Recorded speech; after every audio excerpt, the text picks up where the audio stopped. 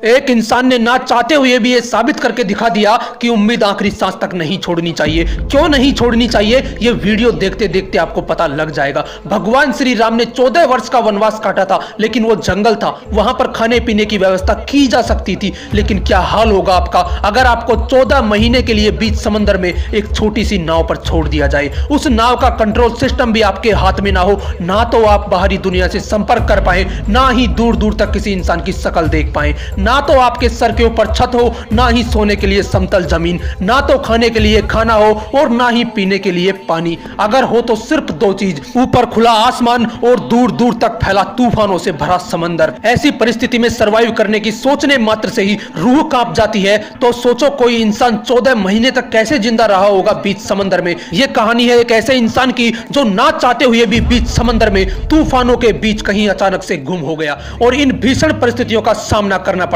पूरी पृथ्वी पर जितनी भी जमीन मौजूद है उसे मिला भी दिया जाए तो भी उससे 3 गुना बड़ा है पैसिफिक ओशियन। अगर यहां कोई खोता है तो बहुत कम चांस होते हैं कि उसे ढूंढा जा सके। यह कहानी है सैल्वाडोर एल्वरंगा की, जो मैक्सिको का रहने वाला एक मछुआरा था। वो रोज पैसिफिक ओशियन से मछलियां पकड़कर अपने परिवार का गुजारा करता था। रोज की ही तरह 17 नवंबर 2012 को वो अपने दोस्त कोर्डोबा के साथ मछली पकड़ने के लिए समंदर में गया। जिस नाव में बैठकर वो मछली पकड़ने जा रहे थे वो 7 मीटर लंबी थी। वो नाव ऊपर से पूरी खुली हुई थी, मतलब कि उस नाव के ऊपर कोई छत नहीं थी। उस नाव के अंदर सिर्फ एक छोटा सा आइस बॉक्स था जिसमें वो मछली पकड़कर रखते थे और उस नाव को चलाने के लिए एक छोटी मोटर लगी हुई थी। उन्हें इस बात का अंदाजा हो चुका था कि तूफान आने वाला है, लेकिन मछलियां पकड़ने के लिए वो फिर भी समंदर में उतरे और रिस्क लेकर किनारे से 120 किलोमीटर दूर पैसिफिक ओशियन की तरफ बढ़े। रात के करीब 1 बजे वो समुद्री तूफान की चपेट में आ गए।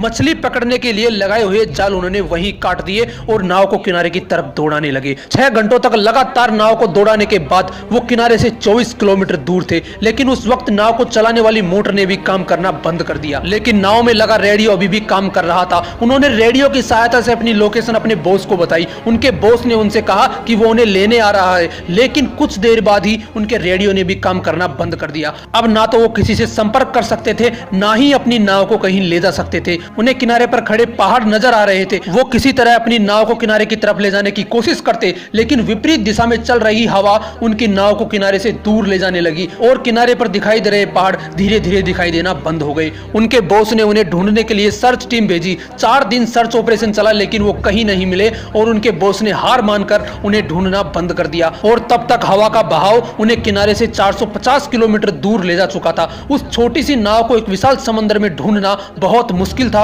और ऐसी परिस्थितियों में उनका भोजन था कछुए और मछलियां। उन्हें समंदर में बहती हुई प्लास्टिक की बोतल्स मिली। जब भी बारिश होती वो पीने का पानी उन बोतलों में इकट्ठा कर लेते और जब बारिश नहीं होती थी तब वो कछुओं का ब्लड और अपना यूरिन पीते थे ताकि उस विशालकाय पैसिफिक ओशियन में अपने आप को जिंदा रख सके। सोचो उस समय उनकी क्या हालत हुई होगी। अगर वो किसी को आवाज लगाना भी चाहें तो मीलों दूर तक उनकी आवाज सुनने वाला वहां कोई नहीं था। और ऐसे ही 4 महीने गुजर गए, लेकिन उन्हें कोई नहीं खोज पाया। और 4 महीने बाद एल्वरंगा के दोस्त कोर्डोबा ने जीने की उम्मीद छोड़ दी और इस वजह से उसने खाना पीना बंद कर दिया। अब धीरे धीरे उसका शरीर कमजोर पड़ने लगा। उसका शरीर इतना कमजोर हो गया कि उसी नाव में उसकी मृत्यु हो गई। सोच कर देखो उस समय क्या गुजरी होगी एल्वरंगा पर, जब उस विशाल का समुद्र में उसका इकलौता साथी उसे हमेशा के लिए छोड़कर चला गया। अब उस विशाल पैसिफिक ओशियन में एल्वरंगा बिल्कुल अकेला था। दोस्त की मौत के 4 दिन बाद एल्वरंगा ने भी जीने की उम्मीद छोड़ दी और सुसाइड करने के बारे में सोचा, लेकिन एल्वरंगा ने ऐसा नहीं किया और फिर से परिस्थितियों से लड़ने की सोची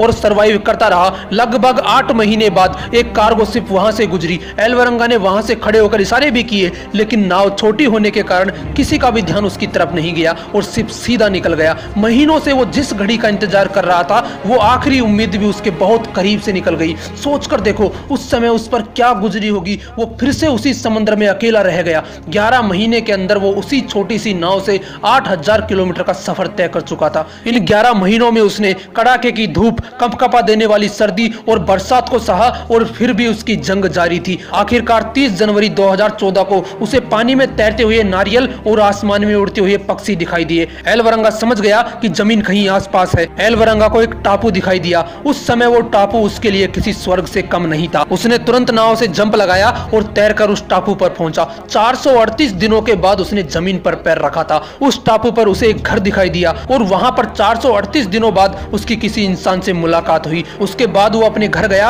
और अपनी इस पूरी जर्नी की एक किताब लिखी। ना चाहते हुए भी उस बंदे ने एक ऐसा वर्ल्ड रिकॉर्ड बना दिया जिसे कोई नहीं तोड़ना चाहेगा। दोस्तों, ये कहानी हमें एक बहुत बड़ी सीख देती है कि हमें आखिरी सांस तक हार नहीं माननी चाहिए। अगर उसका दोस्त भी हार नहीं मानता तो वो भी आज जिंदा होता। इसलिए हमें आखिरी सांस तक हर संभव प्रयास करना चाहिए। और एक बात जो मैं मेरी वीडियोज में अक्सर बोलता हूं, कोशिश करो जब तक ऊपर वाला दम ना निकाल दे। आए हो निभाने किरदार जमी पर तो कुछ ऐसा कर दो कि जमाना मिसाल दे।